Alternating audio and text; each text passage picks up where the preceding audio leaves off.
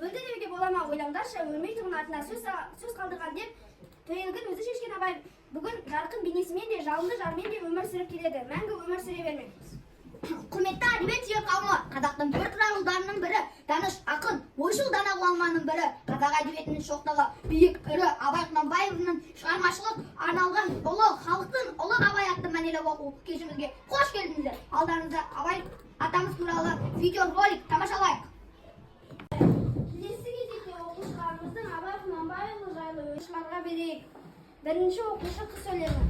Абай Құнанбаев қыз, ақ киімді денелі, ақ сақалды, соқыр мылқау танымас тірі жанды, үсті басы ақ қырау, түсі суық, басқан жері сықырлап келіп қалды.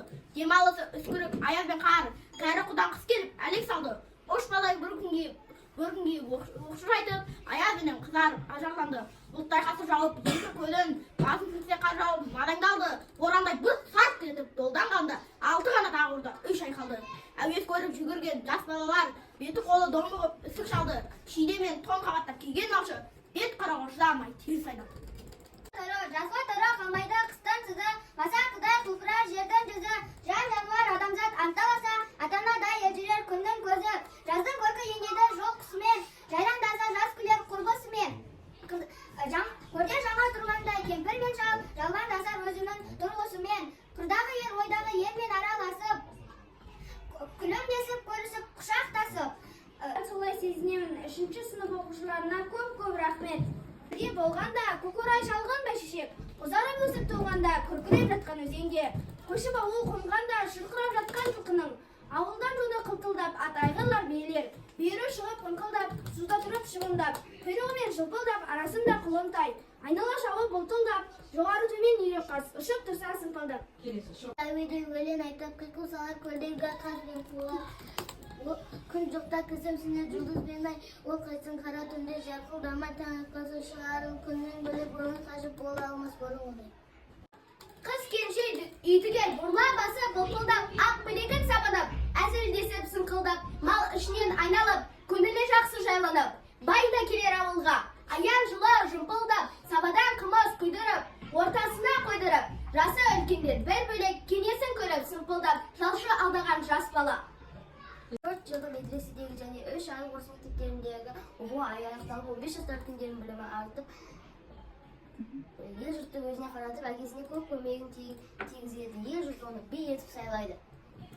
Ақылға бай қатыгез, ал шешесі керісінше ағайын туысқа қайырымды, мінезі жұмсақ, тілге бай адам болған. Міне сәби шағынан абай өтпесінді, екі ұлдай керағар адамдар ортасында өмір кешті. Аяулы әжесі, зеренің анасы, ұлжанның жас бала қиялы мен санасының мінез құлқының қалтасында әсері мол болды. Ол екеуі ертегі аңыз әңгіме, күлдіргі ел басынан өткен тарихи оқиғалар, зерделі бала Абайдың өз халқын рухани ой қазынасына қанып өсті. Ақын білді деп қуанар ата анасы, ойында жоқ бұлардың шариғатқа шаласы, орыс тілі жазулы, білсем деген таласы, поручение жазуға тырсар келсе шамасы. Өмір мен әдеттің билік туралы істі көп білген.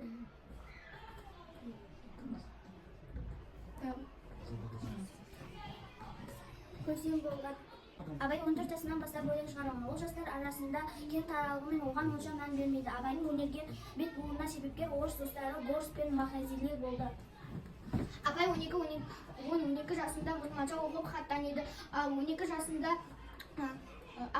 Семейдегі Ахмет Риза медресесіне оқуға түседі. Медреседе 14 жасында 3 ай орыстың Приходская школында орысша сабақ оқыды. Не табиғаты қыңқылдап, көлеңке қылып басына кілем төседі астына. Салтанатты байлардың самалына бұрқырап, білімділер сөз айтса байға атындай аңқылдап.